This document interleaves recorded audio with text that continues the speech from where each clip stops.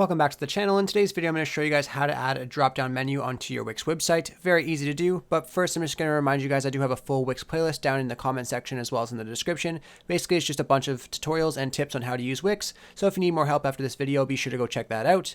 But all you have to do is just go over to your Wix dashboard here, and then go over to the editor. So you just click on Site Actions and Edit Site, and then you go over to the editor on the right-hand side, and then it will bring you over to this page right here. Now, once you're onto your Wix editor page, you just want to go over to the menu and pages option at the top left. And then under home, you just want to click on add a folder. And it says right here, create a drop-down menu with subpages under an unclickable item. So all we're going to do is add a folder, and we can just call it, say, product. So we just call it product or products, and then we'll click on done. And what that's going to do is it's going to add another folder at the top of your page. So it's going to say home and then products. And then what we're going to do is we're going to click on products, and then we're going to click on add page.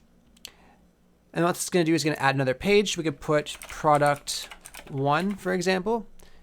And then we can create one more page, and then we can name that page product 2. And then just click on done. And then what we're going to do is we're actually going to click on it and drag it under products, just like this.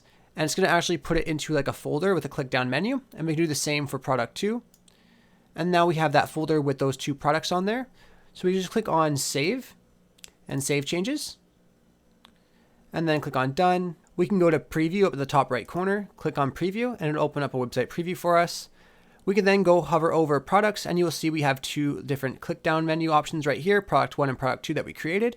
Anyhow, I hope I was able to help you guys out with showing you guys how to add a drop down menu onto your Wix website. If this was helpful, be sure to leave a like on the video and subscribe for more. Thanks for watching.